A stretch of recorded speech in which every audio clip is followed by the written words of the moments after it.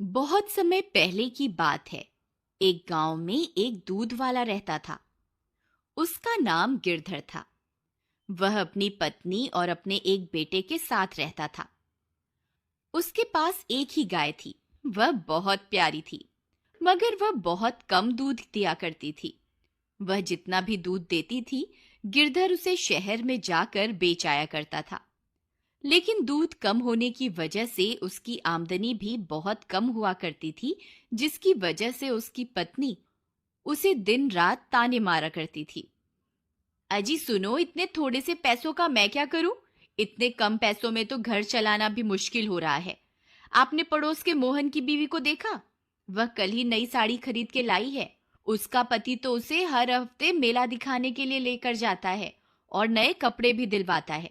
आप तो ऐसा कुछ नहीं करते। देखो भगवान, मैं जितने पैसे कमाता हूँ सारे तुम्हें लाके दे देता हूँ। अब मैं और पैसे कहाँ से लाऊं? जितने पैसे तुम कमा के लाते हो ना, उसमें से आधे से ज्यादा पैसों का चारा तो तुम्हारी ये गाय ही खा जाती है और बदले में इतना कम दूध देती है। इस गाय से हमें कोई फायदा नहीं है। इसे तो तुम किसी जंगल में ही छोड़ाओ और एक नई गाय खरीद लो। देखो भगवान, मेरे पास नई गाय खरीदने के पैसे नहीं हैं। हम जितना भी कमाते हैं उसमें 2 वक्त की रोटी मिल जाती है। मुझे ज्यादा कुछ नहीं चाहिए। अजी आपको नहीं चाहिए तो ना सही, लेकिन मुझे तो नए कपड़े खरीदने हैं और नए गहने भी लेने हैं। देखो भगवान, मुझे और परेशान मत करो। रात बहुत हो गई है और मुझे सोने जाना है। इतना बोलकर गिरधर वहां से चला जाता है। पत्नी सोचते हुए, कोई तो उपाय होगा जिससे हम ज्यादा मुनाफा कमा सकें। हमारे पास नई गाय खरीदने के पैसे तो हैं नहीं। मुझे इसी गाय से ज्यादा मुनाफा कमाने की तरकीब खोजनी होगी। अगले दिन सुबह होने पर गिरधर रोज की तरह गाय का दूध निकालकर शहर में बेचने चला जाता है। उसकी पत्नी अपने बेटे को आवाज लगाती है। अरे बेटा मुन्नू, कहाँ है? जरा मेरी बात सुन। जी माँ। जरा बाहर जाकर देख, तेरे पिताजी शहर में दूध बेचने के लिए चले गए क्या? मुन्नू बाहर जाकर देखता है। जी माँ, बाहर कोई नहीं है। पिताजी चले गए। यही सही मौका है। उसकी लालची पत्नी गाय के पास जाती है और बोलती है, क्यों रे राम प्यारी, तू दिन रात चारा खाती रहती है लेकिन ज्यादा दूध क्यों नहीं देती? फिर उसकी पत्नी को ध्यान आता है कि उसके पड़ोस में रहने वाले कालिया के पास भी एक ही गाय है, लेकिन उसकी बीवी तो बहुत खुश रहती है। वह कैसे? वह सोच में पड़ जाती है। यही बात पता करने के लिए वह कालिया के घर जाती है। अरे भाई कालिया, जरा बात तो सुनो। अरे बहन सुषमा, कैसी हो तुम? और गिरधर के क्या हाल हैं? अरे हाल चाल तो मत ही पूछो। बहुत बुरे हाल हैं। हमारी गाय तो ज्यादा दूध ही नहीं देती। इतने कम दूध में कोई मुनाफा नहीं हो रहा। तुम्हारे पास भी तो एक ही गाय है, किंतु तुम्हारी गाय तो बहुत सारा दूध देती है। वह कैसे? बहन, एक राज की बात बताऊं, किसी से कहना नहीं। मैं शहर से एक इंजेक्शन लाया हूँ, जिसे अगर गाय को लगा दो तो वह 4 गुना ज्यादा दूध देती है। अरे दैया, ऐसा भी कोई इंजेक्शन होता है क्या? हाँ बहन, मैं तो अपनी गाय को वही इंजेक्शन देता हूँ, तभी तो मेरी गाय ज्यादा दूध देती है। अरे भैया, मुझे भी ऐसा इंजेक्शन दे दो ताकि मैं भी कुछ मुनाफा कमा सकूं। जरूर, क्यों नहीं, ये लो। लेकिन ध्यान रखना गिरधर को पता ना चले। अगर उसे पता चल गया तो तुम्हारी और मेरी शामत आ जाएगी। हाँ हाँ, किसी को कुछ पता नहीं चलेगा। फिर उसकी पत्नी कालिया से इंजेक्शन लेकर अपने घर वापस आ जाती है और घर पहुंचते ही चुपके से अपनी गाय को इंजेक्शन लगा देती है। फिर अगले दिन रोज की तरह गिरधर अपनी गाय का दूध निकालता है। अरे ये क्या, आज तो पूरी बाल्टी भर गई फिर भी दूध बंद ही नहीं हो रहा। लगता है भगवान ने मेरी लालची पत्नी की बात सुन ली। शायद अब हमारे अच्छे दिन आ जाएं। अब शहर चलता हूँ और जो भी मुनाफा होगा उससे अपनी बीवी के लिए कुछ नए कपड़े खरीद लूंगा। शाम होने पर गिरधर अपनी बीवी के लिए कुछ नए कपड़े लेता है। उसकी बीवी नए कपड़े पाकर खुश हो जाती है। कुछ दिनों तक ऐसा ही चलता रहा।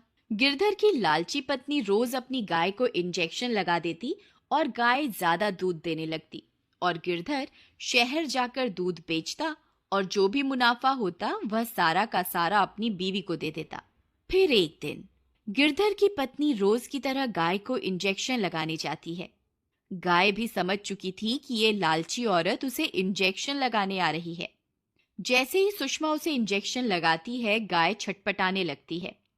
सुषमा, अरे आज क्या हो गया तुझे? इतना क्यों छटपटा रही है? एक जगह ठहर तो सही, रुक जा, इंजेक्शन तो लगाने दे। लेकिन गाय बहुत ज्यादा छटपटाती है और उसे इंजेक्शन नहीं लगाने देती।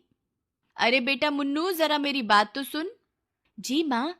मुन्नू बेटा, हमारी गाय की तबीयत थोड़ी खराब हो गई है, इसलिए मुझे इसे इंजेक्शन देना होगा। जरा तू इसे पकड़ के रख ताकि मैं इसे इंजेक्शन लगा सकूं। जी माँ, मैं अभी पकड़ता हूँ। फिर जैसे ही सुषमा उसे इंजेक्शन लगाने लगती थी, गाय फिर से छटपटाती है और इंजेक्शन गलती से मुन्नू के हाथ में लग जाता है। मुन्नू जोर से चिल्लाता है, अरे मर गया, हाय हाय, अरे ये क्या किया माँ, ये इंजेक्शन तो मुझे लग गया। हे भगवान, ये मुझसे क्या हो गया, अब क्या होगा? फिर रात होने पर मुन्नू की तबीयत खराब हो जाती है। अरे बेटा मुन्नू, सुबह तक तो तुम ठीक थे, ये अचानक तुम्हें क्या हो गया? पिताजी, सुबह गाय की तबीयत खराब होने की वजह से माँ गाय को इंजेक्शन लगा रही थी और गलती से वह इंजेक्शन मुझे लग गया। लेकिन सुबह तो गाय की तबीयत ठीक थी।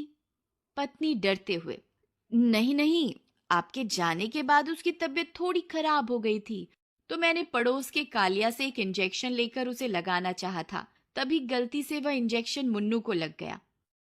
गिरधर समझ जाता है कि वह इंजेक्शन किस लिए था।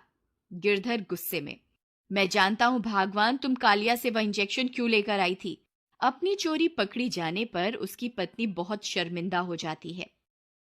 मुझे माफ कर दो, ये सब तो मैंने अधिक मुनाफा कमाने के लिए किया था। मुझे क्या पता था कि वह इंजेक्शन एक दिन मेरे बेटे को ही लग जाएगा।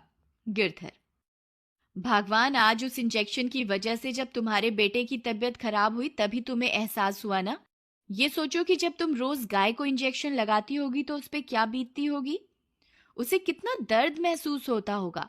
गाय तो बेजुबान है, इसलिए अपना हाल बता भी नहीं सकती, और हम लालची इंसान थोड़ा ज्यादा मुनाफा कमाने के चक्कर में इन बेजुबान जानवरों का फायदा उठाते हैं। अपने पति की बात सुनकर वह बहुत ज्यादा शर्मिंदा हो जाती है और अपने किए हुए की माफी मांगती है।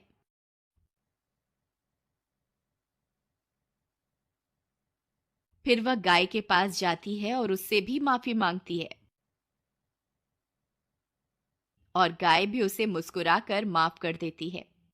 फिर वह उसी दिन से अपनी गाय की बहुत सेवा करती है, और उसी गाय का दूध पी पी कर उसका बेटा भी कुछ ही दिनों में ठीक हो जाता है, और वह सब कम मुनाफे में भी खुश रहने लगते हैं। मॉरल, अगर इंसान ज्यादा मुनाफा कमाने के चक्कर में अक्सर इंसान ज्यादा मुनाफा कमाने के चक्कर में बेजुबान जानवरों का फायदा उठाते हैं, और बेचारे जानवर बेजुबान होने की वजह से कुछ बोल भी नहीं पाते, और हम इंसानों का जुल्म चुपचाप सहते रहते हैं।